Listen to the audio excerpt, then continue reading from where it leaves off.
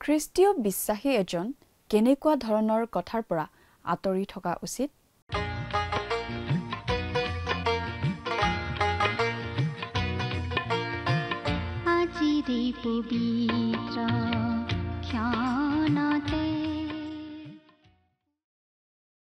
নমস্কাৰ, আমাৰ ভক্তিবচন অনুষ্ঠানলৈ আপোনাক স্বাগতম জনাইছোঁ।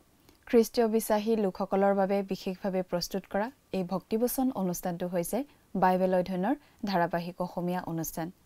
বাইবেলৰ গোটেই ৬৬খন পুস্তকৰে আমি ইয়াত অধ্যয়ন কৰিম। এই অনুষ্ঠানটো নিয়মিতভাৱে শুনি থাকিলে আমাৰ দৰ্শকসকলে গোটেইখন বাইবেল চোৱাৰ আৰু বুজি পোৱাৰ এটা সুযোগ পাব।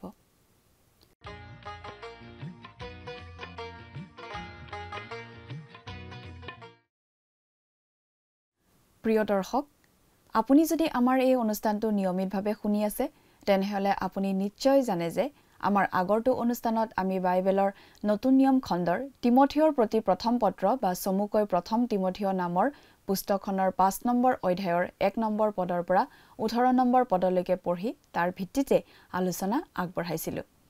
আজিৰ অনুষ্ঠানত প্ৰথম তিমথিয় পুস্তকৰ ৫ নম্বৰ অধ্যায়ৰ ১৯ নম্বৰ পদৰ পৰা ৬ নম্বৰ অধ্যায়ৰ ২১ নম্বৰ পদলৈকে পঢ়ি তাৰ ভিত্তিতে আলোচনা আগবঢ়োৱা হ'ব। অৰ্থাৎ আজিৰ অনুষ্ঠানত এই প্ৰথম তিমথিয় পুস্তকখনৰ অধ্যয়নৰ সামৰণি মৰা হ'ব। আমাৰ পৰৱৰ্তী অনুষ্ঠানত বাইবেলৰ আন এখন পুস্তক অধ্যয়নৰ বাবে হাতত লোৱা হ'ব। ৫ আৰু ৬ অধ্যায় দুটাত অতি ব্যৱহাৰিক কথা আলোচনা কৰা হৈছে। মণ্ডলীৰ বিষয়ববীয়াসকলৰ দায়িত্বৰ বিষয়ে বিভিন্ন কথা তিমথিয়ক জনোৱা হৈছিল। এই গোটেই কথাবোৰে আজি আমাক খ্ৰীষ্টীয় মণ্ডলীৰ জীৱনৰ অতি ব্যৱহাৰিক কথাবোৰ শিকায় আৰু কথাবোৰ খ্ৰীষ্টীয় বিশ্বাসীয়ে জীৱনত প্ৰয়োগ কৰিব লাগে। তিমথিয় এজন ডেকা মানুহ আছিল, গতিকে মণ্ডলীৰ বয়সস্থ লোকসকলৰ সৈতে তেওঁৰ সম্পৰ্কৰ ক্ষেত্ৰত তেওঁ অতি সাৱধান হোৱাৰ প্ৰয়োজন আছিল।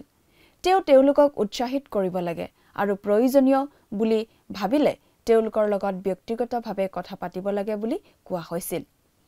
ডেকাসকলক নিজৰ ভাইৰ নিচিনা ব্যৱহাৰ কৰিবলৈ কোৱা হৈছিল। ঈশ্বৰৰ বাক্য শিকাবলৈ কষ্ট কৰা সকলক দুগুণে মৰম কৰিব লাগে বুলি শিকোৱা হৈছিল।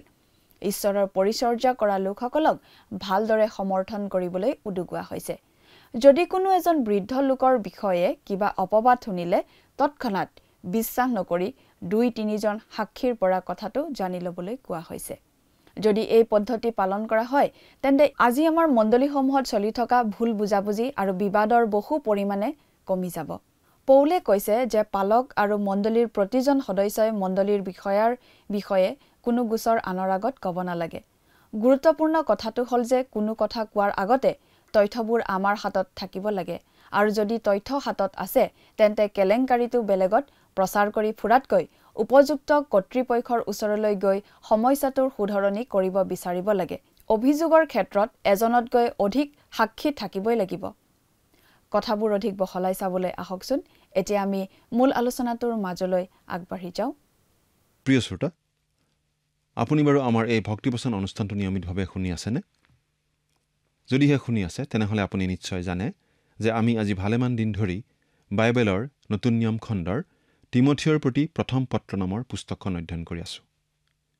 আচলতে আমি ইতিমধ্যে বহুদূৰ আগবাঢ়ি আহিলোঁ আৰু যোৱা অনুষ্ঠানত আমি এই প্ৰথম তিমথি পুস্তকৰ ৫ নম্বৰ অধ্যায়ৰ ১৮ নম্বৰ পদলৈকে আলোচনা আগবঢ়াইছিলোঁ। আজি আমি ৫ নম্বৰ অধ্যায়ৰ ১৯ নম্বৰ পদৰ পৰা আমাৰ আলোচনা আগবঢ়াম আৰু আজিৰ অনুষ্ঠানতেই এই পুস্তকখনৰ অধ্যয়নৰ সামৰণি মাৰিম। এই পুস্তকখন হৈছে এখন চিঠি, তিমথিয় নামৰ ডেকা পালক এজনলৈ পাচনি পৌলে লিখা এখন চিঠি আৰু এই চিঠিৰ মাজেদি মণ্ডলী পৰিচালনাৰ বিভিন্ন উপদেশ তেওঁ তিমথিক দিছে আৰু আমাৰ ব্যক্তিগত জীৱনৰ বাবে বহুত প্ৰয়োজনীয় কথা আমি ইয়াৰ পৰা শিকিব পাৰোঁ। আমি বাইবেলৰ পৰা পাঠ কৰি দিব খুজিছোঁ ৫ নম্বৰ অধ্যায়ৰ ১৯ নম্বৰ পদ। বৃদ্ধ লোকৰ বিৰুদ্ধে অপবাদ ২-৩ সাক্ষী নহ'লে গ্ৰাহ্য নকৰিবা। এই নীতিটো মানি চলিলে আমাৰ মাজত চলা পৰচৰ্চা, ভুল বুজাবুজি আৰু কাজিয়া পেচাল আদি একেবাৰে কমি যাব, নহয়নে বাৰু? মণ্ডলীৰ পালক বা চলাওঁতা আদিৰ বিষয়ে শুনা কথা তৎক্ষণাত বিশ্বাস নকৰি সেই কথা আনৰ পৰাও জানি লৈ সঁচা বুলি প্ৰমাণ কৰিব পাৰিলেহে বিশ্বাস কৰিব লাগে। 20 নম্বৰ পদ। আনবিলাকে যেন ভয় কৰে, এই কাৰণে পাপ কৰাবিলাকক সকলোৰে আগত অনুযোগ কৰিবা। কোনোৱে সঁচাকৈয়ে পাপ কৰা বুলি যদি প্ৰমাণ পোৱা যায়, তেন্তে সেই পাপৰ বাবে অনুযোগ কৰিবই লাগিব। মণ্ডলীৰ চলাওঁতাৰ পাপে গোটেই মণ্ডলীৰ যথেষ্ট হানি কৰিব পাৰে। গতিকে এই বিষয়ত পালকে চকুমুদি থাকিলে নহ'ব। 21 নম্বৰ পদ।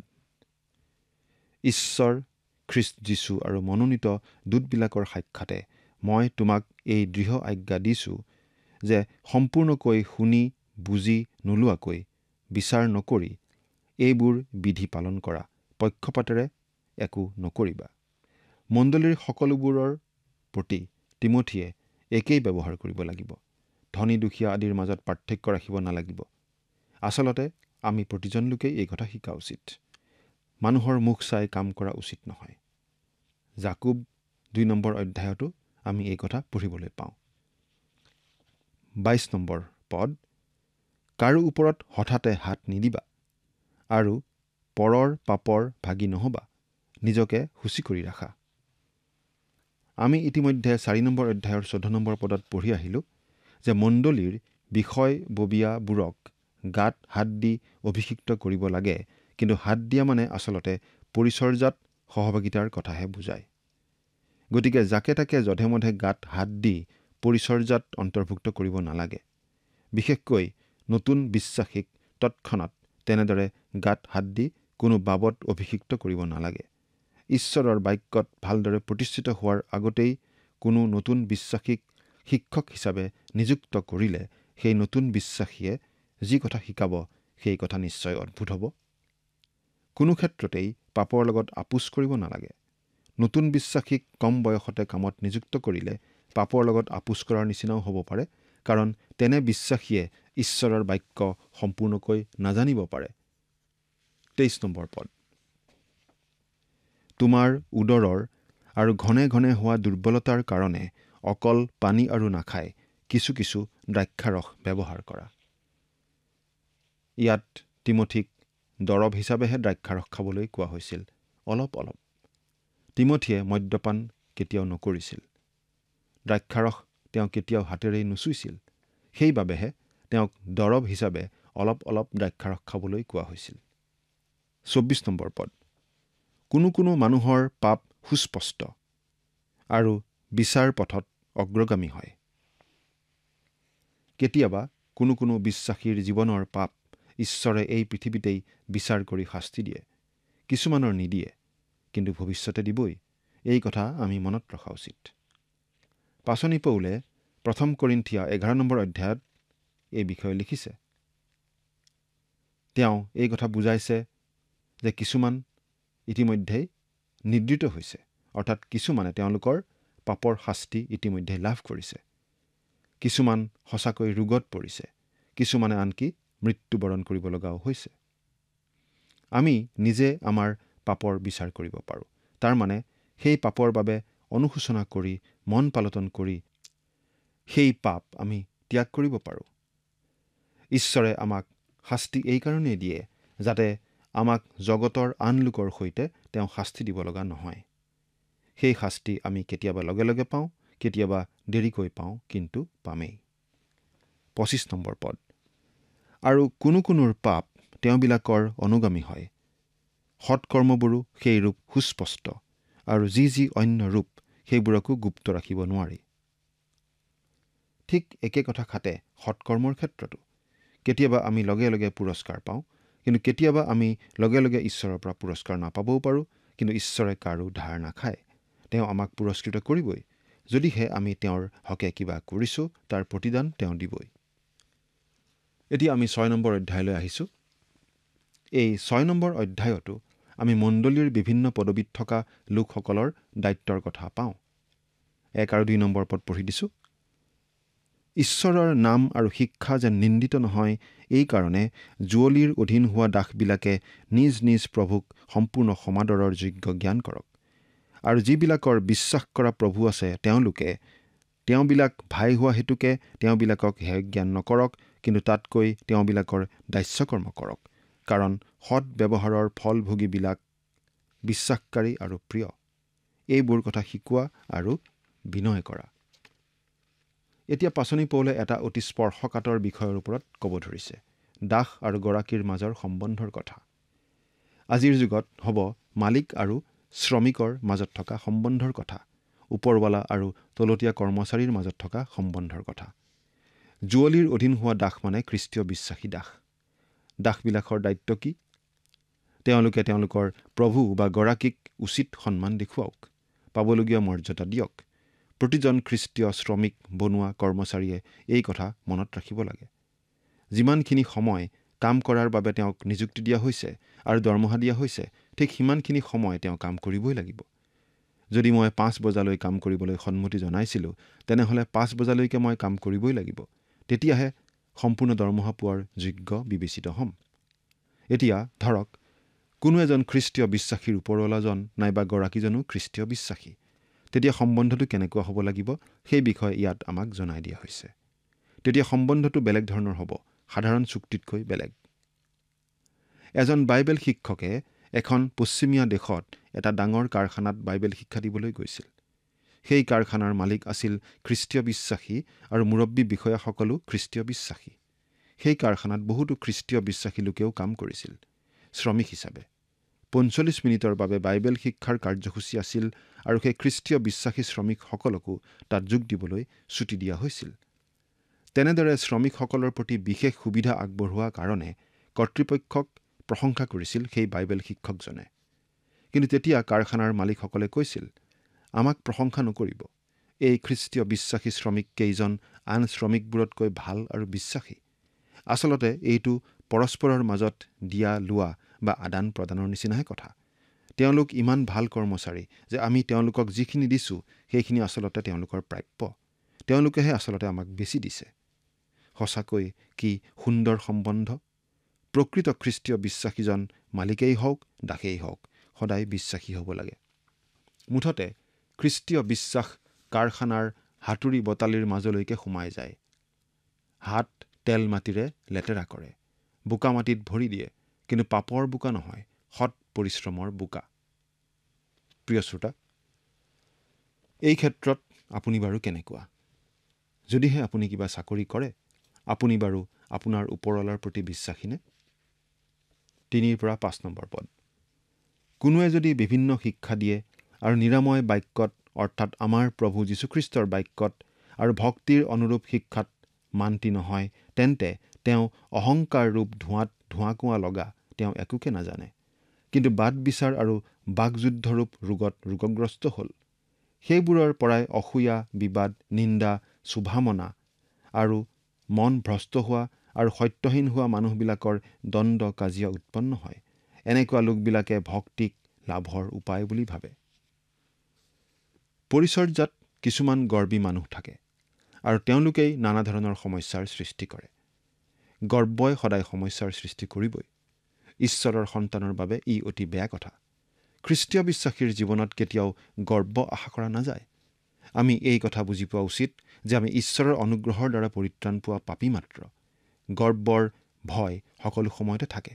স্থানৰ গৰ্ব, মানৰ গৰ্ব, ধনৰ গৰ্ব, জনৰ গৰ্ব, ৰঙৰ গৰ্ব, বৰ্ণৰ গৰ্ব। কিছুমান মানুহে আনকি এই কথালৈও গৰ্ব কৰে যে তেওঁলোক পৰিত্ৰাণ পোৱা লোক। কিন্তু প্ৰিয় শ্ৰোতা, খ্ৰীষ্টীয় বিশ্বাসী হিচাপে আমি নম্ৰ হোৱাৰ স্থল অনেক আছে। আমাৰ অতীতৰ কথা মনত পেলালে আমাৰ বাৰু গৰ্ব হ'বনে, নে আমি নম্ৰ হ'ম? আমি ঈশ্বৰৰ অনুগ্ৰহত পৰিত্ৰাণ পোৱা পাপী লোক মাত্ৰ। 6 নম্বৰ পদ।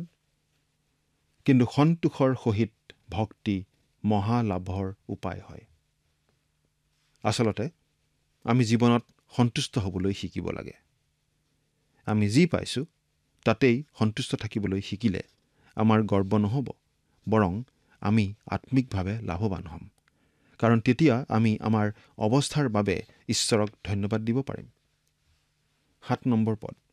কিয়নো এই জগতলৈ আমি একোকে অনা নাই আৰু ইয়াৰ পৰা একো লৈ যাবও নোৱাৰোঁ, কিন্তু আমাৰ অন্ন বস্ত্ৰ থাকিলে তাৰেই আমি সন্তুষ্ট হৈ থাকিম। এইটো একেবাৰে সত্য কথা। পশ্চিমীয়া দেশ এখনৰ অতি ধনী মানুহ এজন মৃত্যুশয্যাত পৰি আছিল আৰু তেওঁৰ উত্তৰাধিকাৰী কেইজন কোঠাৰ বাহিৰত ৰৈ আছিল। মানুহজনৰ মৃত্যু হোৱাত কোঠাৰ পৰা ডাক্তৰ আৰু মানুহজনৰ ব্যক্তিগত উকিলজন ওলাই আহিল। ব্যগ্ৰভাৱে উত্তৰাধিকাৰীকেইজনে সুধিলে, তেওঁ কিমান এৰি থৈ গ'ল? তেতিয়া উকিলজনে উত্তৰ দিলে, তেওঁ সকলোখিনি এৰি থৈ গ'ল। তেওঁৰ লগত একো লৈ যোৱা নাই। আমি এই জগতলৈ একো লৈও অহা নাই আৰু একো লৈ যাবও নোৱাৰোঁ। আমি যেনেদৰে আহিছোঁ তেনেদৰেই যাব লাগিব। সেইবাবেই ঈশ্বৰৰ সন্তানসকলে তেওঁলোকৰ ধন সম্পত্তি ঈশ্বৰৰ কামতেই ব্যৱহাৰ কৰিব লাগে।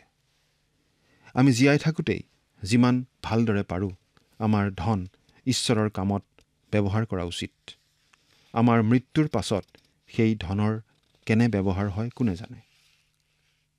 ঈশ্বৰৰ পৰিচৰ্যাৰ বাবে কিবা নহয় কিবা ধৰণে ধন আগবঢ়াবলৈ প্ৰতিজন খ্ৰীষ্টীয় বিশ্বাসীয়ে সংকল্প কৰা উচিত। 8 আৰু 9 নম্বৰ পদ। কিন্তু আমাৰ অন্ন বস্ত্ৰ থাকিলে তাৰেই আমি সন্তুষ্ট হৈ থাকিম, কিন্তু যিবিলাকে ধনৱন্ত হ'বলৈ ইচ্ছা কৰে তেওঁবিলাক পৰীক্ষা আৰু ফাণ্ডত আৰু অজ্ঞান আৰু হানিজনক অভিলাষত পৰে। সেইবোৰ এনেকুৱা যে মানুহবিলাকক সংহাৰত আৰু সৰ্বনাশত মগ্ন কৰে। ধন লোভেই সকলো মন্দৰ মূল। টকা পইচা বেছি থাকিলেই আমি ভালদৰে থাকিব পাৰিম বুলি ভাবোঁ, কিন্তু অধিক টকা পইচাই আমাক অধিক প্ৰলোভনতো পেলায়। টকা পইচাই আমাৰ অন্তৰত কেতিয়াও শান্তি দিব নোৱাৰে। খাই বৈ সন্তুষ্ট হৈ থাকিব পাৰিলেই যথেষ্ট বুলি আমি ভাবিব পাৰিব লাগে। 10 নম্বৰ পদ। তালৈ আকাংক্ষা কৰি কোনো মানুহে বিশ্বাসৰ পৰা ভ্ৰান্ত হৈ যাতনাৰূপ শলাৰে নিজকেই শালিলে। টকা পইচাটো আচলতে সমস্যা নহয়, টকা পইচাৰ প্ৰতি লোভটোহে সমস্যা। টকা পইচা উপাৰ্জন আমি কৰিবই লাগিব, কিন্তু টকা পইচাৰ প্ৰতি যেতিয়া আমাৰ লোভ থাকে তেতিয়া আমি অসৎ উপায়েৰে হ'লেও উপাৰ্জন কৰিব বিচাৰোঁ আৰু তাৰ ফলতেই আহে মন্দতা। 11 নম্বৰ পদ। কিন্তু হে ঈশ্বৰৰ মানুহ, তুমি এই সকলোৰে পৰা পলোৱা আৰু ধাৰ্মিকতা, ভক্তি, বিশ্বাস, প্ৰেম, ধৈৰ্য, মৃদুভাৱ এইবোৰক খেদি যোৱা। ধন সম্পত্তি আৰ্জন কৰাতেই জীৱনৰ সময়খিনি ব্যয় নকৰি ঈশ্বৰ বিশ্বাসী লোকসকলে এই গুণবোৰ আহৰণ কৰিবলৈহে যত্ন কৰা উচিত। আচলতে আমাৰ আচল সম্পত্তি এই বিশেষ গুণবোৰহে। ধন সম্পত্তি আনে কাঢ়ি নিব পাৰে, কিন্তু এই গুণবোৰ কোনেও আমাৰ পৰা কাঢ়ি নিব নোৱাৰে। প্ৰভু যীশুৱেও কৈছিল, প্ৰথমতে তোমালোকে ঈশ্বৰৰ ৰাজ্য আৰু তেওঁৰ ধাৰ্মিকতা বিচাৰা, তাতে এই সকলোবোৰ তোমালোকক দিয়া হ'ব। আচলতে আমি যদি আমাৰ জীৱনত খ্ৰীষ্টকেই আগস্থান দিওঁ তেন্তে আমাৰ জীৱনৰ প্ৰয়োজনীয়তাখিনি তেওঁৱেই পূৰণ কৰিব বুলি কৈছে। তেন্তে আমি অযথা চিন্তা কৰোঁ কিয়? 12 নম্বৰ পদ। বিশ্বাসৰ উত্তম যুদ্ধত প্ৰাণপণ কৰা, অনন্ত জীৱন ধাৰণ কৰা, তাৰ নিমিত্তেই তুমি আমন্ত্ৰিত হ'লা আৰু অনেক সাক্ষীৰ আগত সেই উত্তম স্বীকাৰ কৰিলা। বিশ্বাসৰ উত্তম যুদ্ধত প্ৰাণপণ কৰা। এই যুদ্ধ বাহ্যিক হ'ব পাৰে, আন্তৰিক হ'ব পাৰে, মাংসিক হ'ব পাৰে, আত্মিক হ'ব পাৰে, কিন্তু বিশ্বাসত থিৰে থাকিবলৈ আৰু বিশ্বাসৰ জীৱনত বৃদ্ধি পাবলৈ হ'লে আমাৰ জীৱনত এই যুঁজ থাকিবই। এই যুঁজত আমি হাৰ নামানি প্ৰভু যীশুত ভৰসা কৰি প্ৰাণপণ কৰি যুঁজি থকা উচিত। আৰু এই যুঁজৰ অস্ত্ৰ শস্ত্ৰবোৰ জাগতিক নহয়, আত্মিক। এই বিষয়ে আমি ইতিমধ্যেই আলোচনা কৰি আহিছোঁ। অনন্ত জীৱন ধাৰণ কৰা অৰ্থাৎ আপোনাৰ জীৱনৰ যোগেদি এই কথা প্ৰমাণ কৰিব পাৰিব লাগিব যে আপুনি ঈশ্বৰৰ সন্তান। 13 আৰু 14 নম্বৰ পদ।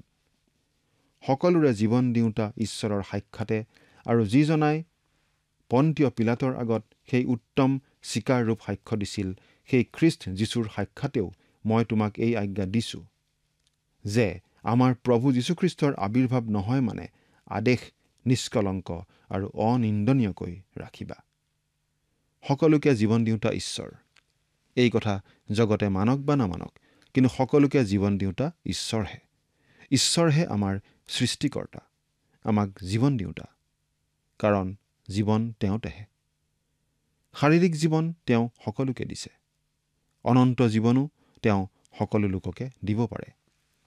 প্ৰভু যীশুক ত্ৰাণকৰ্তা বুলি গ্ৰহণ কৰা প্ৰতিজন লোকেই সেই অনন্ত জীৱন লাভ কৰে। বাইবেলত এই বুলি লিখিছে, কিয়নো ঈশ্বৰে আমাক অনন্ত জীৱন দিছে। সেই জীৱন তেওঁৰ পুত্ৰত আছে। যিজনে পুত্ৰক পালে তেওঁৰ জীৱন আছে। যিজনে ঈশ্বৰৰ পুত্ৰক পোৱা নাই, তেওঁৰ জীৱন নাই। প্ৰথম যোহন 5 নম্বৰ অধ্যায়ৰ 12 নম্বৰ পদ। আপুনি বাৰু সেই জীৱন লাভ কৰিছেনে? এই আদেশ নিষ্কলংক আৰু অনিন্দনীয়কৈ ৰাখিবা। অৰ্থাৎ পাচনি পৌলে তিমথিক যিবোৰ আজ্ঞা দিছে, সেই আজ্ঞাবোৰ কোনো খুঁত নথকাকৈ, কোনো অপবাদৰ স্থল নথকাকৈ পালন কৰিবলৈ কোৱা হৈছে। প্ৰিয় শ্ৰোতা, যদি আপুনি খ্ৰীষ্টৰ অনুগামী হিচাপে জীৱন কটাইছে, তেনেহ'লে আপুনি ঈশ্বৰৰ সন্তানৰ দৰে ব্যৱহাৰ কাৰ্যক্ষেত্ৰত প্ৰকাশ কৰিবই। অৱশ্যে পৌলে তিমথিলৈ দিয়া আজ্ঞাবোৰ আজি আমাৰ সকলোলৈকে, অৰ্থাৎ প্ৰতিজন খ্ৰীষ্টীয় বিশ্বাসীলৈকেই দিয়া হৈছে পবিত্ৰ আত্মাৰ দ্বাৰা। 15 আৰু 16 নম্বৰ পদ। যিজনাই ঠিক ঠিক সময়ত সেই আবিৰ্ভাৱ দেখুৱাব, সেই পৰম ধন্য আৰু একমাত্ৰ পৰাক্ৰমীজনা, ৰজাৰো ৰজা, প্ৰভুৰো প্ৰভু, অমৰতাৰ একমাত্ৰ অধিকাৰী, অগম্য দীপ্তি নিবাসী, কোনো মানুহে কেতিয়াও তেওঁক দেখা নাই আৰু দেখা পাবও নোৱাৰে। তেওঁৰ এই সমাদৰ আৰু অনন্ত পৰাক্ৰম হওক। আমেন। প্ৰভু যীশু উপযুক্ত সময়ত আকৌ আবিৰ্ভূত হ'ব। তেওঁ পৰম ধন্য আৰু একমাত্ৰ পৰাক্ৰমীজনা, ৰজাৰো ৰজা, প্ৰভুৰো প্ৰভু। তেওঁ অমৰতাৰ একমাত্ৰ অধিকাৰী, কাৰণ একমাত্ৰ তেওঁহে মৃত্যুক জয় কৰি জি উঠিছিল। সেইবাবেই তেওঁ কৈছিল, ময়েই পুনৰুত্থান আৰু জীৱনো। তেওঁ অগম্য দীপ্তি নিবাসী। তেওঁ য'ত আছে সেই স্বৰ্গত কোনো মানুহে প্ৰৱেশ কৰিব নোৱাৰে। কিন্তু তেওঁৰ অনুগ্ৰহত এদিন আমি তাত বাস কৰিবলৈ পাম। কোনো মানুহে ঈশ্বৰক দেখা নাই আৰু দেখা পাবও নোৱাৰে, কিন্তু একমাত্ৰ প্ৰভু যীশুৱেহে তেওঁক আমাৰ আগত প্ৰকাশ কৰিলে, কাৰণ তেওঁ আছিল মানুহ ৰূপত ঈশ্বৰ। 17 পৰা 19 নম্বৰ পদলৈকে পঢ়ি দিম। যিবিলাকে ইহলোকত ধনৱন্ত, তেওঁবিলাকক এই আজ্ঞা দিয়া যে তেওঁবিলাক উচ্চমনা নহওক, আৰু তেওঁবিলাকে ধনৰ অনিশ্চয়তাত ভৰসা নকৰি, যি ঈশ্বৰে আমি ভোগ কৰিবলৈ সকলোকে বাহুল্যৰূপে আমাক দিছে, সেই ঈশ্বৰত ভৰসা কৰক। তেওঁবিলাকে সৎকৰ্ম কৰি উত্তম কৰ্মৰূপ ধনত ধনৱন্ত হওক, বিলাই দিবলৈ আৰু ভগাই ল'বলৈকো ইচ্ছুক হওক, প্ৰকৃত জীৱন ধাৰণ কৰিবলৈ পৰকালৰ নিমিত্তে নিজৰ অৰ্থ উত্তম ভিত্তিমূলস্বৰূপ ধন সাঁচক। কিছুমান মানুহে আনতকৈ নিশ্চয় ধনী হ'বই। কিছুমান যথেষ্ট ধনী লোক আমাৰ মণ্ডলীসমূহত থাকিব পাৰে। ইয়াত ধনী লোকসকললৈ বিশেষ সাৱধানবাণী আছে। ধনী লোকসকলক উচ্চমনা অৰ্থাৎ অহংকাৰী নহ'বলৈ কোৱা হৈছে। তেওঁলোকে ধনৰ ওপৰত ভৰসা কৰিব নালাগে, কাৰণ ধন সম্পত্তি অস্থায়ী আৰু এইবোৰে আমাক প্ৰকৃত নিৰাপত্তা দিবও নোৱাৰে। কিন্তু তেওঁলোকে ঈশ্বৰতহে ভৰসা কৰিব লাগে, যিজন ঈশ্বৰে তেওঁলোকৰ উপভোগৰ কাৰণে ইমান ধন সম্পত্তি তেওঁলোকক দিছে। তেওঁলোকক সৎকৰ্ম কৰি উত্তম কৰ্মৰূপ ধনত ধনী হ'বলৈ কোৱা হৈছে। অৰ্থাৎ উত্তম কৰ্মহে আচল ধন। সেই ধনত ধনী হ'ব পৰাটোহে আচল কথা। ধনৱন্তসকলে এই কথাও মনত ৰখা উচিত যে তেওঁলোকক ঈশ্বৰে উপচি পৰাকৈ যি ধন দিছে, সেয়া আচলতে আনক দান কৰিবলৈ আৰু আনৰ সৈতে ভগাই ল'বলৈহে দিয়া হৈছে। আনৰ প্ৰতি সহানুভূতি দেখুৱাই ধন সম্পত্তিৰে সহায় আগবঢ়াবলৈ শিকিব লাগে। প্ৰকৃত ধন আচলতে আত্মিক ধন, আৰু এই আত্মিক ধন পৰকালৰ বাবে আমি সাঁচিব পাৰোঁ, যদিহে আমি প্ৰকৃত খ্ৰীষ্টীয় জীৱন ধাৰণ কৰোঁ। 20 আৰু 21 নম্বৰ পদ। হে তিমথিয়, তোমাক যি গতাই দিয়া হ'ল তাক পহৰা দি ৰাখা, আৰু ধৰ্ম নিন্দাযুক্ত বকবকনিৰ পৰা আৰু কল্পিত বিদ্যাৰ বিপৰীত বাক্যৰ পৰা বিমুখ হোৱা। কোনোৱে সেই বিদ্যাত গৰ্ব কৰি বিশ্বাসৰূপ পথৰ পৰা এফলীয়া হৈ গ'ল। তোমালোকৰ লগত অনুগ্ৰহ থাকক। তিমথিক যি গতাই দিয়া হ'ল, যি বিশ্বাসৰ বাক্য দিয়া হ'ল, তাক পহৰা দি ৰাখিবলৈ কোৱা হৈছে। শয়তানে যাতে সেই বিশ্বাস নষ্ট নকৰে আৰু কাঢ়ি নিব নোৱাৰে, সেইবাবে সেই বিশ্বাস পহৰা দি ৰাখিব লাগিব। তিমথিয়ে অনৰ্থক তৰ্কযুদ্ধত লিপ্ত হ'ব নালাগিব। জ্ঞান জাহিৰ কৰা প্ৰচাৰক, শিক্ষক বা খ্ৰীষ্টীয় বিশ্বাসী তেওঁ হ'ব নালাগিব। সেই সময়ত আচলতে জ্ঞানৰ নামত বিপথে গৈছিল বহুতো লোক। কিন্তু বাইবেলত কৈছে, মানুহৰ জ্ঞান ঈশ্বৰৰ দেখাতে মূৰ্খতা। প্ৰিয় শ্ৰোতা, আপুনি বাৰু নিজৰ জ্ঞানত ভৰসা নকৰি ঈশ্বৰৰ জ্ঞানত ভৰসা কৰি ঈশ্বৰকেই আপোনাৰ জীৱন গতাই দিছেনে? প্ৰভু যীশুক আপোনাৰ জীৱনৰ ত্ৰাণকৰ্তা বুলি গ্ৰহণ কৰি, তেওঁকেই আপোনাৰ জীৱনৰ প্ৰভু বুলি গ্ৰহণ কৰি আপুনি বাৰু প্ৰকৃত জ্ঞানীৰ চিনাকি দিছেনে? ঈশ্বৰ আপোনাৰ সহায় হওক। আমেন।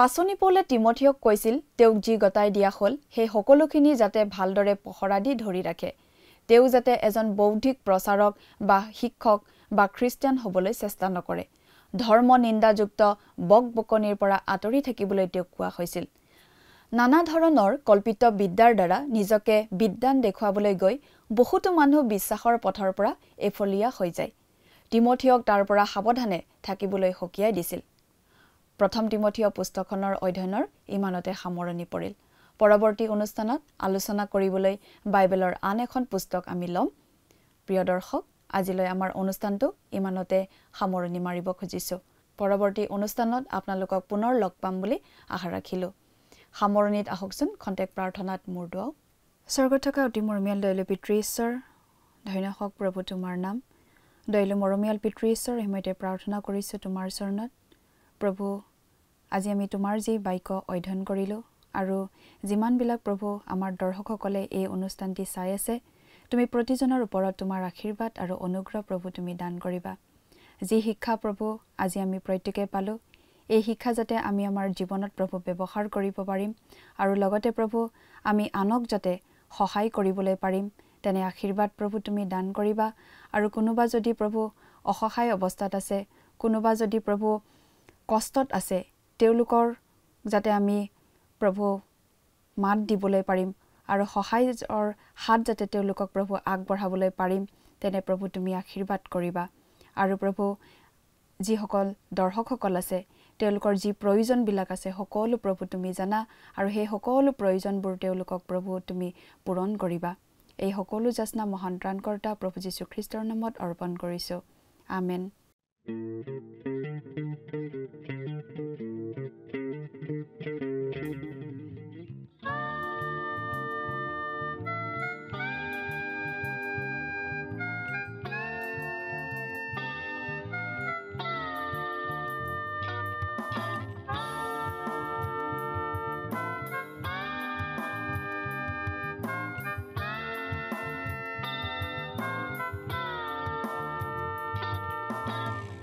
আজি আছো আমি কাইলৈ নাই জীৱনথিৰ শুনাহে মানুহ ভাই কি হ'ব মিছাতে পৰিচিকা চাই গধূলি দেখিবা প্ৰভাত পৰহি যায় আজি আছো আমি কাইলৈ নাই জীৱনথিৰ শুনাহে মানুহ ভাই কি হ'ব মিছাতে পৰিচিকা চাই গধূলি দেখিবা প্ৰভাত পৰহি যায় আজি আছো আমি কাইলৈ নাই জীৱনথিৰ শুনাহে মানুহ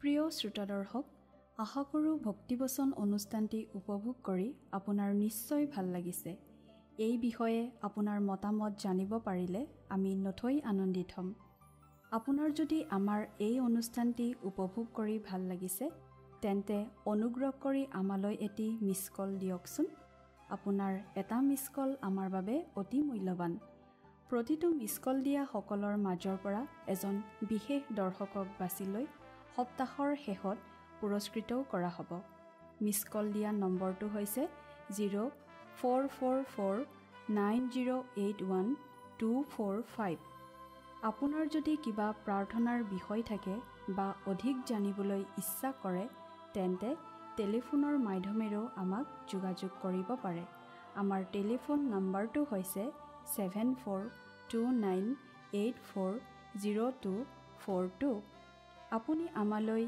ইমেইল অথবা পত্ৰযোগেও যোগাযোগ কৰিব পাৰে তাৰ বাবে আমাৰ ইমেইল আইডি আৰু পোষ্টেল এড্ৰেছটো টিভি পৰ্দাত চাই লওকচোন